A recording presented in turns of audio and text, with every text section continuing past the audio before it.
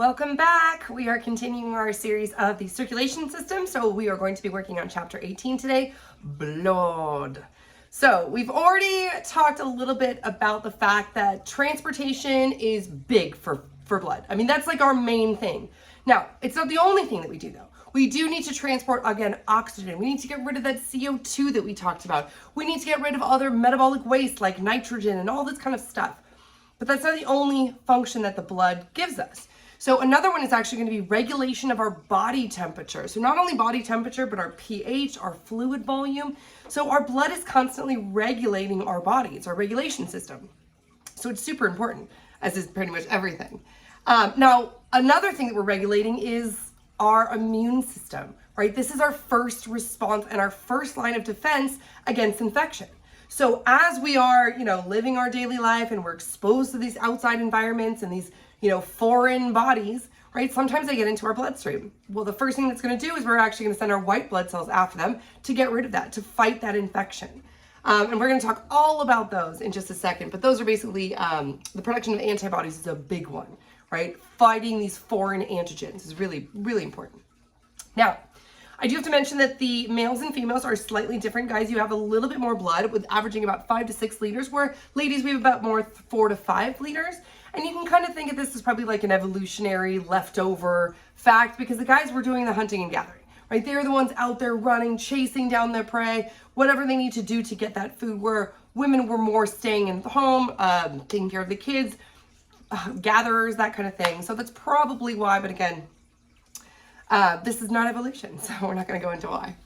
Now, blood is made up of both cellular and liquid components. So we're going to start with the liquid components first, then we're going to move on to the cellular components.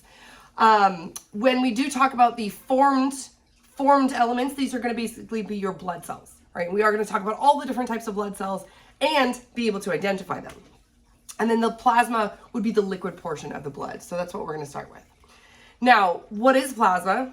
Well, let's start by taking a look at it. So imagine we just withdrew a syringe full of blood. So this is our whole blood right here. You can put it in one of these test tubes and then centrifuge it or spin it around at a rapid rate. And what that's going to do is it's going to separate these molecules basically by size. So the heavier your erythrocytes, this is going to be your formed elements, pretty much your red blood cells are all going to be right here. You're going to have your plasma, which is pretty much mostly just water, and that's going to be sitting right up here. And then right in between the two, you are going to have what's known as a buffy coat, which these are essentially your leukocytes and your platelets, all of which we're going to go over in just a second. So that plasma that I was talking about is 92% water, right? Just plasma, liquid, media that's keeping our blood flowing, right? Now, there are a little bit of proteins in there as well. We've got things like albumins, globulins, fibrogens. We're going to talk about what each one of those do in just a second.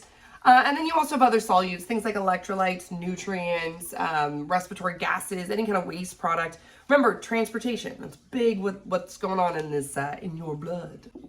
Now that buffy coat, that middle very thin layer that you can see right here, that 1%, this is pretty much going to be your platelets, right? Your platelets and some of your white blood cells. So you're going to have your neutrophils, your lymphocytes, your basophils, your monocytes, your eosinophils. These guys are your white blood cells and therefore responsible for that immune system. And each one of them is going to have a slightly different task, and we're going to talk about that in just a second. And then finally, you've got your platelets right here, which are used for blood clotting.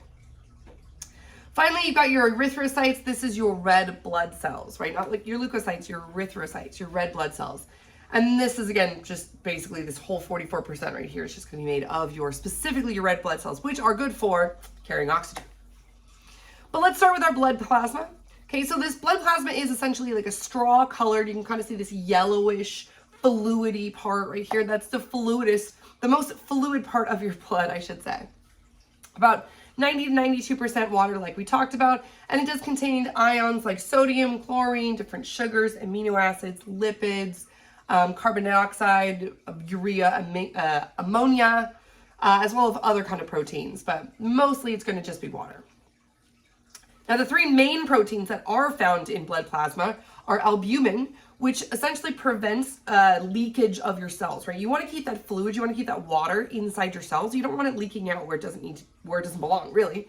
And so that's what this albumin is going to do. It's preventing the water from diffusing out of the blood vessels.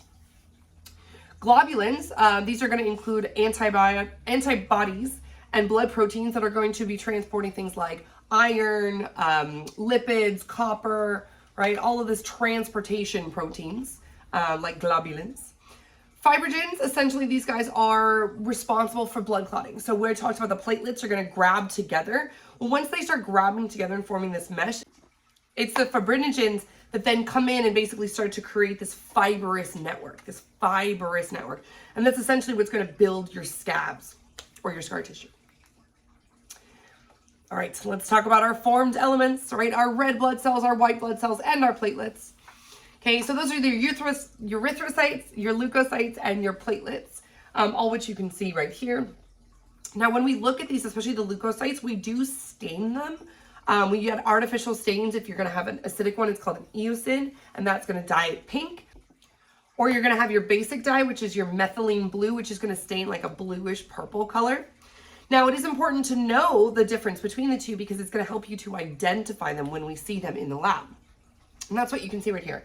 So all these little tiny pink circles, blah, blah, blah, that's just your erythrocytes. That's your red blood cells. Simple, very simple, clear, so kind of clear in the center, and it's basically these little pink dots.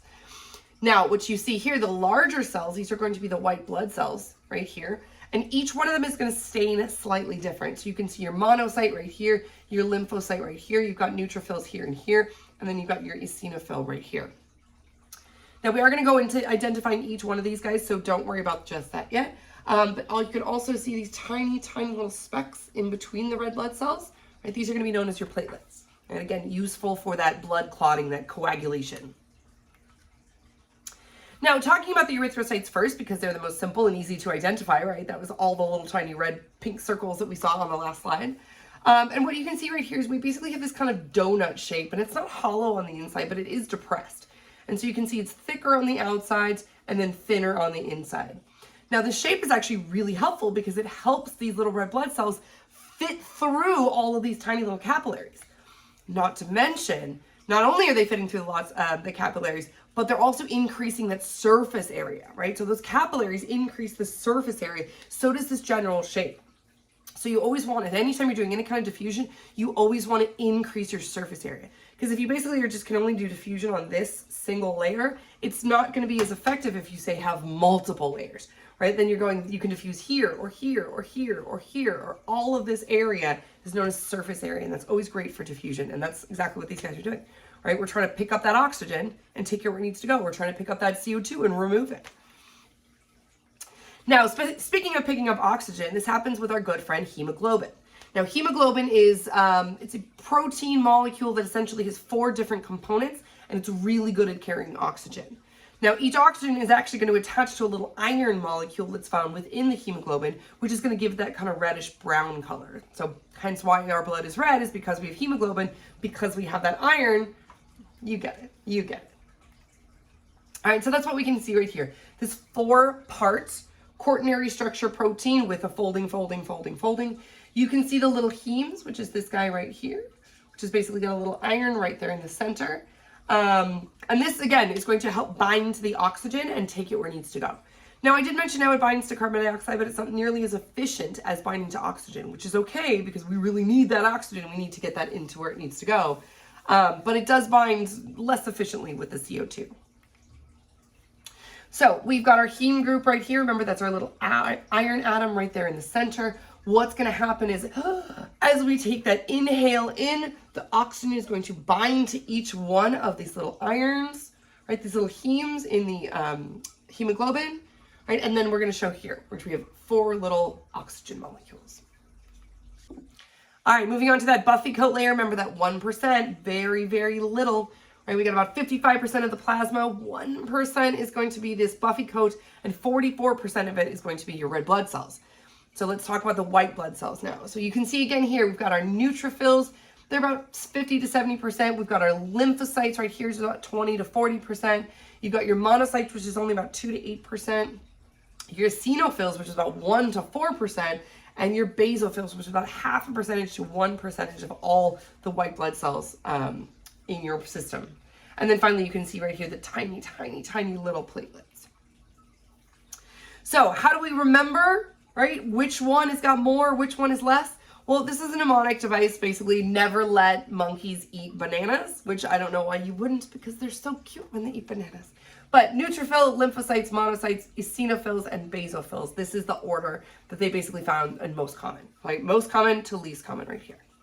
So never let those monkeys eat bananas. All right, so now let's go into the functions of each one of our leukocytes and why we even have them. And I did mention the immune system, right? This is our immune response. This is so important to basically get these foreign antigens out of our body and protect us against infection of so many different types. So these guys are going to be in the first line of defense because they are initiating your immune response. They're kind of like the trigger.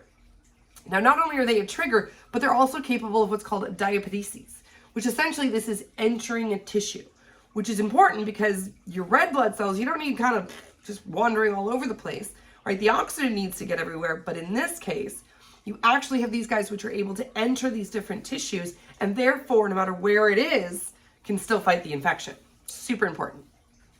Now, they do this through a process called chemotaxis, which essentially is they're attracted to the site of infection, right? As soon as we have some kind of invading cell, as soon as we have some kind of foreign antigen in there, that's when these guys are going to get triggered and they're going to go, hey, everybody rush this way. And that's what's going to start the immune response.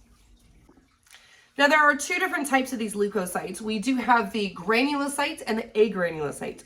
The granulocytes essentially have little tiny grains in the stain when you stain them, right? Either the pink stain or the blue stain. What you're going to see is like tiny, tiny little granules. And that's what that means, granulocytes, right? They have these granules. Or agranulocytes, you don't have the granules. So the neutrophils, eosinophils, and basophils all have granulocytes. The lymphocytes and the monocytes do not. So when you're looking for the stains, the first thing you should look at, do they have grains, right? Those little granules. If they do not, then they're going to be an agranulocyte. And then that definitely limits your choices down. Makes it easier to identify. Let's start with the most common, the neutrophils, right? So this is the most common and most numerous of the white blood cells. And that's because these guys basically are the ones that are going to be going to eat the cells, right? And this is known as phagocytosis or cell eating or cell devouring. And so that's what these guys are going to do, is they're basically searching and they're going, hey, you don't belong here. I'm going to eat you and then get rid of you and start breaking you down. Now, these guys are pretty easy to identify because you do see this multi-lobed, right? Multi-lobes here of the nucleus. And this is, again, really going to be easy to identify because they're going to have anywhere between 2 and 6 lobes. And this is very uncommon for some of the other white blood cells. So it is also going to be stained red on the outside with the inner bits, like the nucleus, being that stained that bluish purple color. So if you can see multiple nuclei, right, then you know it's got to be a neutrophil.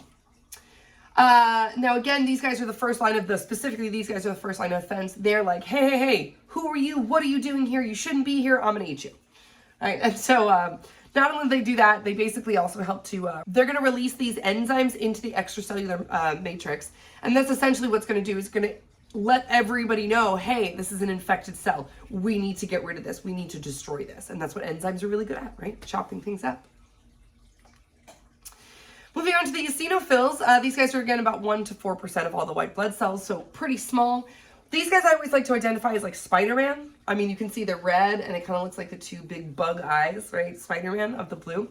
So this guy, you can very clearly see the granules in here, right? 2-lobed nucleus connected right in the center. And again, very red on the outside and pink and blue for the nuclei. Let's see, these guys are really good at preventing allergic reactions. Not preventing allergic reactions, but they're the ones involved in allergic reactions. So basically what they're going to do is once they get any kind of infection, what they're going to do is they're going to start eating, remember phagocytosis, they're going to start eating those allergens. Also for parasitic infections, any kind of internal parasites you're going to get, those endoparasites, these guys, again, are going to target and basically start eating to get rid of.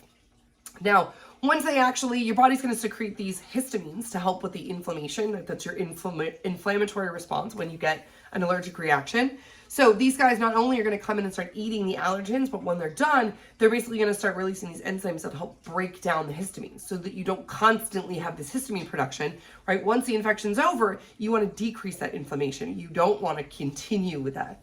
That's what these guys are going to do. So they're going to degrade those histamines so that the inflammatory reaction goes down.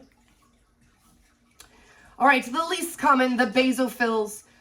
These guys are going to have 2-lobe nucleus. Now, this isn't the best picture, and you can kind of see the nucleus is right here, right here. But these guys are going to be very granulated, and they're going to absorb, they're going to look definitely like a darker purple blue kind of all around it with these very obvious granules right here and right here. Also great in a inflammatory mediation, right? Hey, we don't need to do this anymore. Let's take it down. Also similar in function to mast cells kind of crawling around, trying to take care of business. And these guys are going to basically help with the later stages of the inflammatory response for allergic reactions or any kind of parasitic infection. So we would send the eosinophils out first, and then we would send the basophils in after, kind of like the second wave to help clean things up. All right, so moving on to our agranulocytes, right, not granulated. The lymphocytes here, again, are going to be the most important cells of the immune system. And this guy essentially is attacking against foreign antigens, specific antigens though. So this is the one where you're like, hey, I recognize this, we're gonna tag this guy, right? This is our learned immune system. Super important. This is how we build our immune system. Literally, this is how we build our immune system. Because we get these guys that come in, they mark them, and now we have specialized cells that are gonna target those antigens specifically. You can see this very dark purple nucleus right here. It is only one. And you don't have a lot of pink on the outside. You really only kind of have this like faint blue, but a very distinct dark singular nucleus that kind of takes up almost the whole cell. All right. Our monocytes are the largest of all the leukocytes. And that's because these guys are going to transform into those macrophages. And macro means large and phage means to eat, right? These are going to be the large cells that are going to be crawling around. They're eating anybody who's damaged, who's not supposed to be there, right? Anybody who needs to be eaten or destroyed, these guys are going to macrophage their way. Now, they do have a kind of kidney-shaped nucleus, which you can see right here and right here. Right? And it is, again, you're going to have this bluish purple on the outside and a very dark purple inside nucleus here. But always kidney-shaped or round-shaped, but also connected to, not those two bilobed nuclei, right? But connected right there.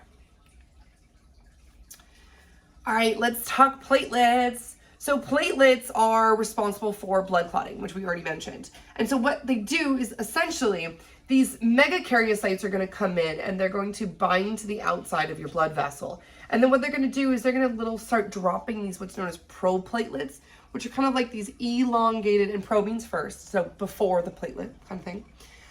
So they're going to start dropping these elongated, and it's all just made of membrane, like your plasma membrane.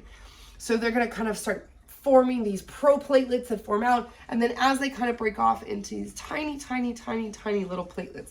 And that's what you can see right here in the white. These are the little platelets. Now these big round ones are going to be your red blood cells again, your erythrocytes. And then in between here, this is all that fibrin, right? Responsible for the blood clotting. So this is what's going to help kind of create those blood clots, those scabs, anything that we need to basically stop or slow down the flow of blood.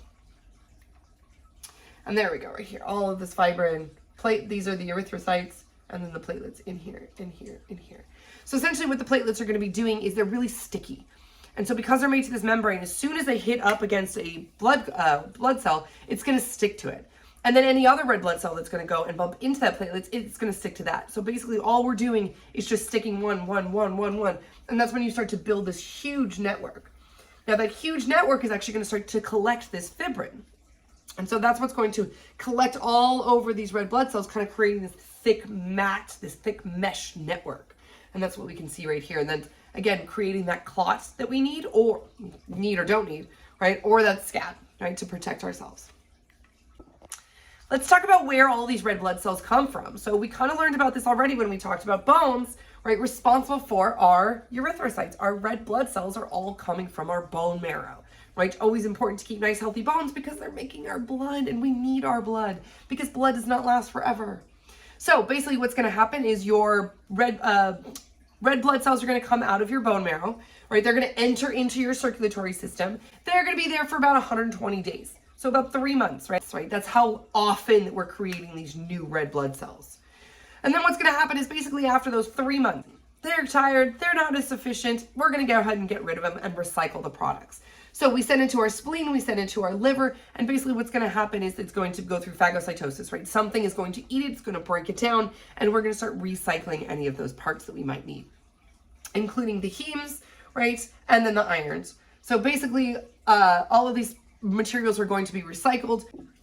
Basically, we're going to have this heme, which gets broken down and secreted into the bile, and then we're going to have the iron, which we actually keep and store into our livers for later use. Finally, the erythrocytes, membranes, and any globulin proteins are basically going to be broken down into its most basic units, our amino acids, right? And that's what our body's going to use to make more proteins whenever we're ready. So all of our blood cells are going to originate in the bone marrow, but they do become different types of cells, right? We just learned how we had all these different types of cells. So they are going to all start from one type of cell, and that is known as the hemopoietic blood stem cell. And this is known as a pluripotent hemopoietic stem cell. Essentially, pluripotent just means that it can become lots of different things. In this case, it can become actually a lymphoid stem cell, which would give rise to lymphocytes, or it could be a myelinoid stem cell, which would give rise to any other blood cell. So it starts as one, and then it breaks down into the either two, and then from there, it again specializes once more. That's it, guys. All I have for you for blood. Make sure to watch the supplementary videos that I've been posting on Canvas as well, right? Make sure to ask any questions that you guys might have in the lab. Email me as well. Just check my email, whatever you guys need. I'm here for you. Thank you guys so much. Always a pleasure. I will see you next lecture.